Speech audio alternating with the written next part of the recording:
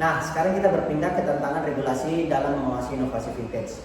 Nah, bisa jelasin apa sih tantangan-tantangan dalam mengatur vintage tersebut? Nah, dalam vintage itu ada berbagai macam tantangan yang harus dihadapi. Yang pertama itu ketertinggalan regulasi dari laju inovasi. Yang kedua itu ada fragmentasi otoritas dan jurisdiction gap. Yang ketiga itu ada ketidakpastian hukum dan arti base regulasi. Yang keempat itu ada keterbatasan sumber daya dan literasi teknologi regulator. Dan yang terakhir itu ada pelindungan konsumen dan manajemen risiko baru. Nah, setelah mendengar tantangan regulasi vintage ini, apa respon regulator terhadap inovasi vintage? Baik, regulator dan pembuat kebijakan itu telah merumuskan berbagai pendekatan guna menjembatani kesenjangan antara regulasi dan inovasi finansial teknologi. Yang pertama itu regulator sandbox. Regulator sandbox ini adalah wadah uji coba terbatas yang disediakan oleh otoritas jasa keuangan seperti OJK atau BI bagi pelaku inovasi keuangan digital, yang bertujuan agar perusahaan finansial teknologi dan inovator itu dapat menguji produk, layanan atau model bisnis baru di bawah pengawasan regulator sebelum benar-benar diluncurkan ke masyarakat. Contohnya itu, OJK itu memiliki regulator sandbox untuk menguji aplikasi pinjaman online, sistem pembayaran digital atau robo advisor agar sesuai dengan ketentuan hukum dan keamanan. Dan yang kedua itu Innovation Hub dan saluran konsultasi. Innovation Hub ini adalah pusat layanan atau wadah komunikasi antara regulator dengan pelaku inovasi keuangan. Ini berbeda dengan sandbox yang berfokus pada uji coba produk, sedangkan Innovation Hub itu berfokus pada bimbingan dan konsultasi. Contohnya itu OJK. OJK itu membuka inovasi Center for Digital Financial Technology. Ini yang menjadi hubungan inovasi dan konsultasi finansial teknologi Indonesia. Dan yang ketiga itu subtext dan regtext. Kedua istilah ini berkaitan dengan teknologi dalam pengawasan dan kepatuhan di sektor keuangan. Yang pertama itu subtext atau supervisor teknologi. Ini adalah teknologi yang digunakan oleh regulator seperti OJK atau BI untuk mengawasi lembaga keuangan secara lebih efektif. Yang bertujuan itu untuk meningkatkan pengawasan dan deteksi dini terhadap risiko sistem keuangan. Contohnya itu pada OJK.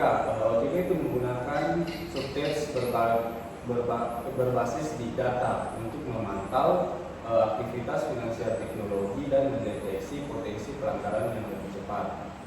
Sedangkan regtext atau regulation teknologi itu adalah teknologi yang digunakan oleh lembaga keuangan untuk mematuhi regulasi dengan lebih efisien. Nah, ini bertujuan yaitu membantu perusahaan memenuhi aturan hukum, pelaporan dan keamanan data secara otomatis. Contohnya itu di sistem pelaporan otomatis transaksi keuangan untuk mencegah pencucian uang. Dan selanjutnya itu kolaborasi lintas negara. Kolaborasi lintas negara ini adalah kerjasama antara otoritas keuangan dari berbagai negara untuk mengawasi dan mengembangkan inovasi keuangan digital. Contohnya itu OJK dan Bank Indonesia. Itu bekerja sama dengan ASEAN dan negara G20 untuk mengembangkan pembayaran lintas wilayah, lintas batas atau sering disebut cross border payment dan regulasi finansial teknologi yang harmonis. Nah, terakhir nih, dalam menjaga keseimbangan antara stabilitas, keuangan, dan inovasi melalui regulasi. Vintage itu kan makin berkembang cepat di seluruh dunia. Menariknya itu, tiap negara itu punya cara sendiri buat mengatur serta mengawasi inovasi vintage ini. Nah, seberapa penting sih peran regulasi di tengah perkembangan finansial teknologi global? Baik, perannya itu penting sekali karena regulasi itu adalah fondasi kepercayaan. Inovasi yang besar itu tidak akan bertahan tanpa sistem pengawasan yang jelas.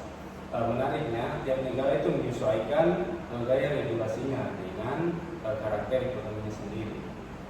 Baik, kalau kita mulai dari Amerika Serikat, itu sering dibilang dengan regulasinya itu super ketat dan kompleks. Apakah memang seperti itu pendekatannya? Jawabannya ya, Amerika menerapkan pendekatan rules based, yang artinya semua diatur rinci lewat banyak lembaga seperti Federal Reserve, SEC, sampai regulator negara bagian. Nah, sistemnya melindungi konsumen, tetapi bikin startup fintech susah gerak cepat karena harus urus banyak izin. Nah, lanjut ke pertanyaan. Berarti beda dengan Inggris kalau begitu. Karena katanya di sana itu justru lebih fleksibel. Bisa dijelaskan maksudnya?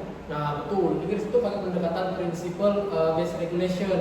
Jadi aturan dasarnya itu pakai prinsip umum, bukan daftar larangan detail. FCM itu punya regulatory sandbox biar startup itu bisa uji coba produk baru. Nah, itu sebabnya belum tumbuh jadi pusat vintage di dunia. Nah kalau di Eropa sendiri kan banyak negara, mereka itu bagaimana cara menyatukan regulasinya? Baik, mereka itu pakai pendekatan integratif lewat kebijakan Payment Service Directive 2 atau bisa disebut PSD2. Dari situ lahirlah konsep open banking di mana bank itu wajib berbagi data dengan finansial teknologi yang berizin. Regulasi ini mendorong kolaborasi bukan kompetisi dan tetap dilindungi oleh aturan privasi GDPR. Nah, ini menarik. Kalau di Asia sendiri itu gimana? Saya dengar Singapura itu sering dijadikan contoh regulator yang cerdas. Iya, memang Singapura menerapkan test and learn approach. Monetary Authority of Singapura atau MAS mengizinkan startup mengetes produknya di sandbox dulu sebelum dilepas ke publik. Jadi regulatornya itu ikut belajar dari proses itu, jadi kebijakannya selalu adaptif. Nah, yang saya dengar itu kalau Tiongkok itu beda cerita, karena awalnya longgar tapi sekarang ketat banget. Maksudnya? Betul, jadi inovasi itu berkembang bebas di Tiongkok. Muncul rasa seperti Alipay dan WeChat Pay. Tapi setelah banyak kasus penipuan serta risiko sistematik, pemerintah Tiongkok itu langsung mengetatkan aturan. Pendekatannya disebut reaktif tiggering, yaitu membiarkan inovasi tumbuh dulu, baru dikontrol kalau beresiko. Kalau di Afrika, bisakah kalian menjadikan contoh sukses? Bisa, karena Kenya itu pakai pendekatan test and learn for inclusion. M-Pesa ini lahir tanpa regulasi ketat, tapi diberi izin uji coba terbatas.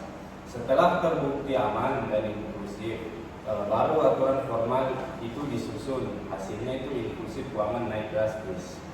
Nah, saya akan bertanya, sementara di Afrika Latin, Brasil itu juga mulai sering disebut dalam peta finansial teknologi global. Pendekatannya itu kayak gimana sih? Nah, jadi pendekatan yang di Brasil itu, jadi Brasil mengembangkan open finance. Artinya mirip open banking di Eropa, tapi cakupannya yang lebih luas. Nah, bank sentralnya juga meluncurkan sistem pembayaran instan Pix yang sangat sukses. Regulasi mereka terbuka, tetapi terarah, mendorong efisiensi dan akses digital bagi masyarakatnya. Nah, sekarang saya mau bertanya, kalau di India banyak orang bilang karena mereka pionir di infrastruktur digital, itu juga bagian dari strategi regulasi. Apakah itu betul? Ya, betul. India itu fokus membangun one-stop, yaitu mengumpulkan sistem digital seperti UPI dan eKYC. Jadi regulasi mereka itu berbasis kolaborasi dan inklusi, mendorong startup vintage langsung terhubung dengan sistem nasional. Tapi kalau kita tarik buat Indonesia sendiri, pendekatan regulasinya itu seperti apa? Baik, Indonesia itu menerapkan pendekatan hybrid proporsional yang artinya aturan itu dibuat seimbang. Inovasi dikasih ruang lewat sandbox, OJK dan BI, tapi risiko itu tetap dikontrol. Startup kecil itu dikasih kesempatan uji coba dulu, sedangkan pemain besar itu diawasi lebih ketat. Ini bentuk adaptasi antara kehati-hatian dan dorongan inovasi. Baik, saya akan bertanya kembali kepada saudara Rifki. Kalau disimpulkan, berarti tiap negara punya gaya regulasinya sendiri. Exactly. Jadi Amerika itu rules based, Inggris principle based, Uni Eropa integratif, Singapura dan Kenya itu test and learn, sedangkan Tiongkok itu reaktif, Brasil itu adalah open finance, dan India itu digital inklusif, serta yang terakhir itu adalah Indonesia yang kita sebut biasa berada di bagian hybrid proporsional. Nah, semua itu tergantung dari konteks negaranya. Yang penting regulasi harus bisa seimbang dan menjaga inovasi tetap aman, tetapi juga nggak kelihatan kecepatan. Ya, jadi sekarang jadi lengkap banget nih. Jadi kunci bukan siapa yang paling ketat atau yang paling bebas, tetapi siapa yang paling cepat beradaptasi.